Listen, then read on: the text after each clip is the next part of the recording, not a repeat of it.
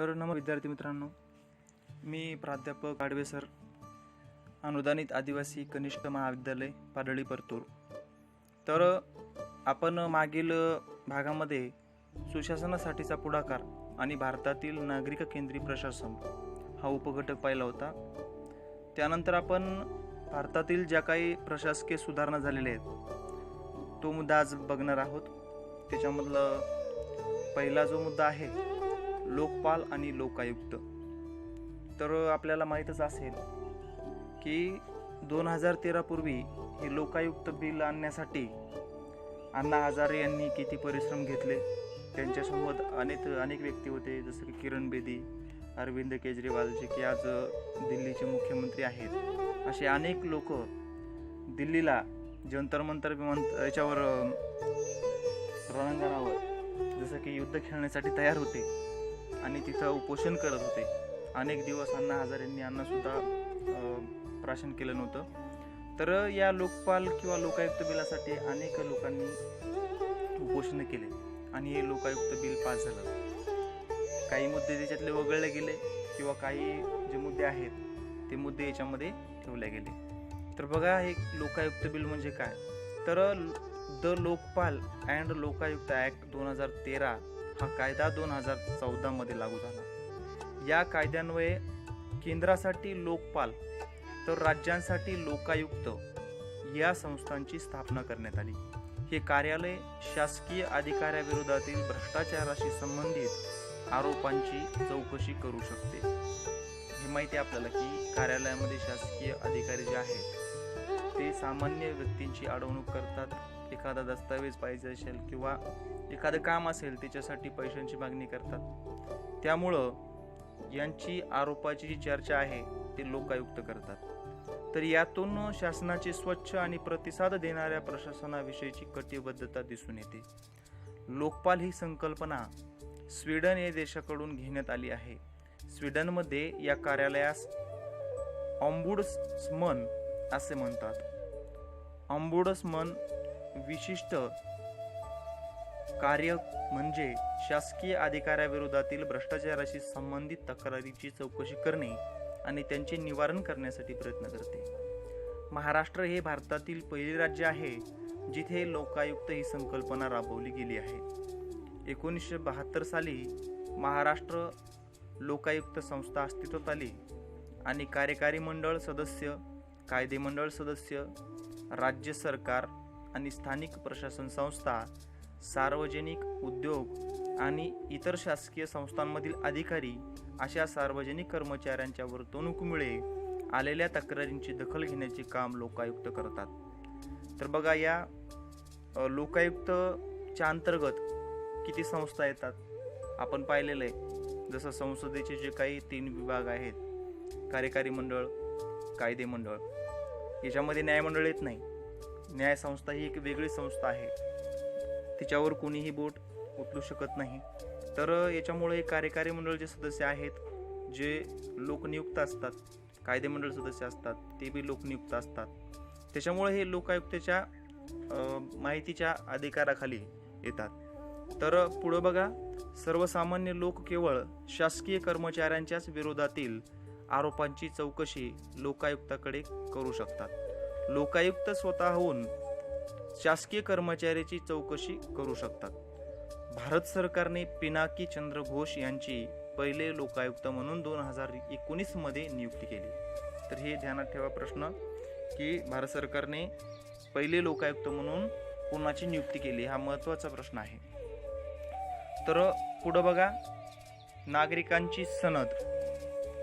तर नागरिकांची सनद ही संकल्पना, नागरिक हा राजा असून शासन संस्था या नागरिकांची सेवा करण्यासाठी आहेत, या संकल्पनेवर आधारित आहे. तर बघा, नागरिकांकडे किती मोठं बळ दिलेलं आहे.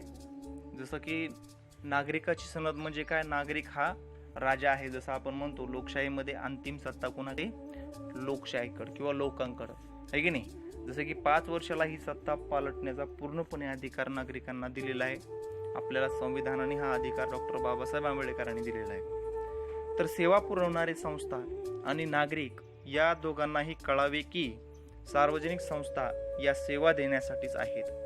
याकरता प्रत्येक संस्थेने ती कोणत्या सेवा सुविधा देणार हे स्पष्ट करावे आणि त्या सुविधांसाठीचा दर्जाही ठरवून घ्यावा. एकदा हे झाले आणि जर दिलेल्या सेवेची गुणवत्ता ठरवलेल्या दर्जाप्रमाणे नसेल तर संस्थांना उत्तरदायित्व धरता येते. भारत सरकारने नागरिकांची सनद तयार करण्याचा उपक्रम 1996 मध्ये सुरू केला. तर खाली हा मित्रांनो तक्ता दिलेला आहे. तर तो तक्ता मी एक ओळ वाचून दाखवतो, नंतर तुम्ही हा तक्ता पोच करून बघा. तर बघा, याच्यामध्ये वर लिहिलेलं आहे नोंदणी व मुद्रांक विभाग नागरिकांची सनद. नोंदणी व मुद्रांक विभागातर्फे नागरिकांना देण्यात येणाऱ्या सेवाबाबतची सनद. त्याच्यामध्ये सेवेचा तपशील दिलेला आहे. अर्ज कोणत्या कार्यालयात सादर करावा तेही दिलेलं आहे. अर्ज मंजूर करणारे, निर्णय घेणारे अधिकारी, सेवा पुरवण्यास लागणारा कालावधी. तर पहिली ओळ वाचून दाखवतो तुम्हाला. दस्त नोंदणी करणे. तर दस्त नोंदणी करणे हा कोणत्या कार्यालयामध्ये सादर करायचा आहे? तर दुय्यम निबंधक कार्यालय. अर्ज मंजूर करणारे, निर्णय घेणारे अधिकारी कोण आहेत? तर दुय्यम निबंधक. सेवा पुरविण्यास लागणारा कालावधी किती आहे? 30 मिनिटे. तर आपण खाली बघूया मित्रांनो, तुम्ही हे पूर्ण कोष्टक वाचून हा तक्ता आहे तो वाचा. तर याच्यामधला तिसरा मुद्दा आहे ई प्रशासन आणि ई गव्हर्नन्स. माहिती आणि संपर्क तंत्रज्ञान क्षेत्रातील क्रांतीत प्रशासनाला एक वेगळ्या उंचीवर नेण्याचे सामर्थ्य आहे. त्यामुळेच जगभरातील अनेक देश मोठ्या प्रमाणावर ई प्रशासनाकडे किंवा ई गव्हर्नन्सकडे वळत आहेत. गेल्या काही दशकांमध्ये प्रशासन गुंतागुंतीचे आणि वैविध्यपूर्ण होत चाललेले आहे.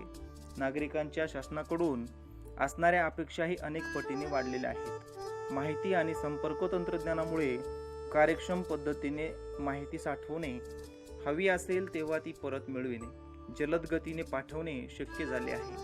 माहितीवर स्वहस्ते प्रक्रिया करण्याच्या पद्धतीपेक्षा वेगवानपणे प्रक्रिया करता येणे सुलभ झाले आहे.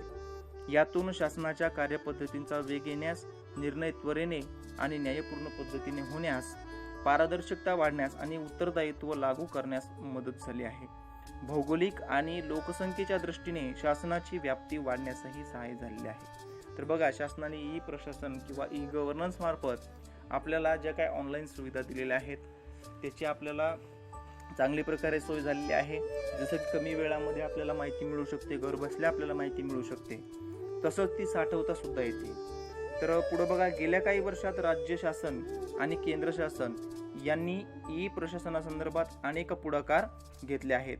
सार्वजनिक सेवा पुरवण्यात सुधारणा करण्यासाठी आणि त्या मिळविण्याची प्रक्रिया सुलभ करण्यासाठी अनेक स्तरावर प्रयत्न केले गेले आहेत. भारतातील ई प्रशासनाची सुरुवात शासकीय विभागांच्या संगणकीकरणापासून झाली. आता ती नागरिक केंद्रित आणि सेवाभावी आणि पारदर्शक झाली आहे.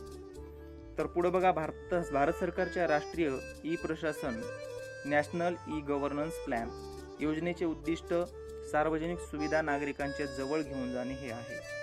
हे उद्दिष्ट देशभर पायाभूत सेवा सुविधा म्हणजे इन्फ्रास्ट्रक्चर उभारून दूरपर्यंतच्या ग्रामीण भागात पोहोचवणे, मोठ्या प्रमाणावर नोंदीचे डिजिटायझेशन करून आणि माहिती जालाच्या म्हणजेच इंटरनेटच्या सहाय्याने सहज आणि खात्रीशीर पद्धतीने त्या नोंदी उपलब्ध करून देऊन साधायचे आहे.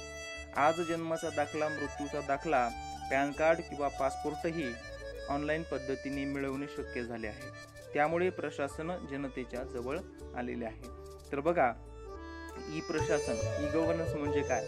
तर प्रत्येक क्षेत्रामध्ये आपण ऑनलाईन पद्धतीने कामे करू शकतो. जसं की आपण पूर्वी जन्माचा दाखला घेण्यासाठी आपल्याला ग्रामपंचायतकडे जाणं आवश्यक होतं किंवा नगर परिषदकडे जाणं आवश्यक होतं.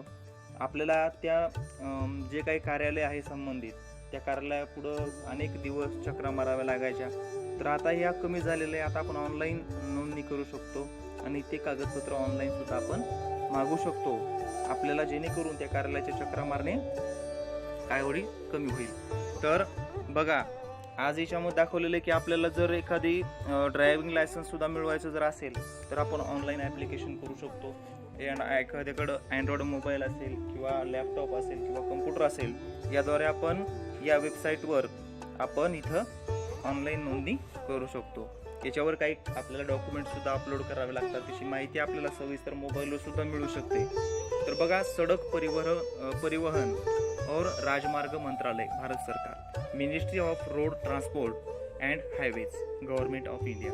तर बघा, याच्यामध्ये सविस्तर दाखवलेलं आहे कशा प्रकारे अर्जाची नोंदणी करायची आहे. Applicant does not hold driving learner licence, applicant holds driving licence enter DL number, applicant holds learner licence enter LL number. याच्यामध्ये आपल्याला काय काय टाकायचं हे सुद्धा तथ्य येतात आणि त्याच्यामध्ये आपल्याला सबमिट करायचे. ड्रायव्हिंग लायसन्स नंबर, आपल्याला लर्नर्स लायसन्स नंबर सुद्धा असतो याच्यात. तर बघा, अशा प्रकारे आपण ऑनलाईन लर्निंग लायसन्स सुद्धा आपण घेऊ शकतो आणि तिथून आपल्याला जे काही ज्या दिवशी बोलवलेलं आहे त्या दिवशी आपण त्या संबंधित जिल्ह्याच्या परिवहन महामंडळाकडे आपण तिथं जाऊ शकतो आणि तिथून आपण लर्निंग लायसन्स घेऊ शकतो. तर बघा, चौथा मुद्दा आहे माहितीचा अधिकार. माहितीचा अधिकार हा सुशासनाचा एक महत्त्वाचा पैलू आहे. यातून सार्वजनिक धोरण आणि कार्यवाही याविषयी माहिती मिळते. सहभागी लोकशाही बळकट करण्यासाठी आणि जनकेंद्रित प्रशासनाची सुरुवात करण्यासाठीची ही महत्त्वपूर्ण बाब आहे. शासकीय संस्थांमधील पारदर्शकतेमुळे कामकाज वस्तुनिष्ठ पद्धतीने होते आणि कामकाजाबद्दल निश्चितता येते. तर बघा, याच्यामध्ये काय की शासकीय संस्थांमधील पारदर्शकतेमुळे कामकाज वस्तुनिष्ठ पद्धतीने होते. जसं की आपण पाहतो, एखादा जर अधिकारी असेल, त्या जर पाहुणा जर असेल तर त्याची कामं लवकर होतात आणि एखादा जर दूरचा अनोळखी व्यक्ती असेल तर त्याची कामं होण्यास विलंब होतो. याला आपण व्यक्तिनिष्ठ म्हणतो. आणि इथं वस्तुनिष्ठ म्हणजे काय, कागदाला ते येण्यास किती प्रारंभ आहे, वेळ आहे, म्हणजे ते कागद देण्याचा कालावधी किती आहे, अर्धा तास, 1 तास, 1-2 दिवस, 3 दिवस, तर त्या वेळेमध्येच देणे. जसं की त्या कागद देण्याचा वेळ जो आहे त्या मर्यादेच्या पलीकडे जर वेळ होत असेल त्याला वस्तुनिष्ठ असं म्हणता येत नाही. तर बघा, नागरिकांना परिणामकारक रीतीने प्रशासनात सहभागी होता येते. अर्थात माहितीचा अधिकार ही सुशासनाची मूलभूत गरज आहे.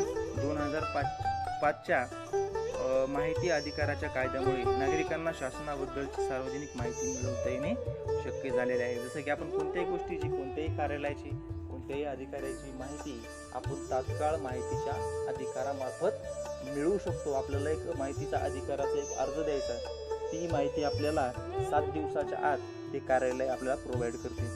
तर पुढचा मुद्दा आहे नागरिकांचा प्रशासनातील सहभाग. हा सुदृढ लोकशाहीला बळकट करतो. पारंपरिक प्रातिनिधिक लोकशाही व्यवस्था सुधारण्यास आणि तिचे रूपांतर जास्त प्रतिसादात्मक आणि सहभागात्मक लोकशाहीमध्ये होण्यास हातभार लागतो. वरील सर्व योजना नागरिकांचा प्रशासनातील सहभाग सुनिश्चित करतात. नागरिकांकडे केवळ विकासाचे लाभार्थी म्हणून बघितले जाऊ नये, तर ते विकास प्रक्रियेतील सहभागी घटक म्हणून समजले जावेत. हा मूलतः बॉटम अप म्हणजेच कनिष्ठ स्तरावरून वरिष्ठ स्तराकडे जाणारा दृष्टिकोन असून टॉप डाऊन म्हणजेच वरिष्ठ स्तरावरील कनिष्ठ स्तराकडे जाणारा दृष्टिकोन नाही. हा नागरिकांनी प्रभावित केलेल्या साधन संपत्ती विषयक नियंत्रण करण्याच्या आणि ते मान्य करतो. तर विद्यार्थी मित्रांनो, ई प्रशासनाच्या उद्दिष्टांचे 6 स्तंभ हा तुम्हाला स्वयं अध्ययनासाठी दिलेला पुस्तक आहे. त्याच्यामध्ये याचं स्पष्टीकरण सुद्धा या चौकटीमध्ये पूर्णपणे दिलेलं आहे. हा एक अभ्यासाला वगळलेला भाग आहे. तर आपण हा पुढचा भाग जो आहे किंवा पुढचा मुद्दा आहे विशेष संस्थात्मक यंत्रणा, हा भाग आपण पुढच्या भागामध्ये बघूया. तर आपण आज इथंच थांबूया मित्रांनो. ठीक आहे.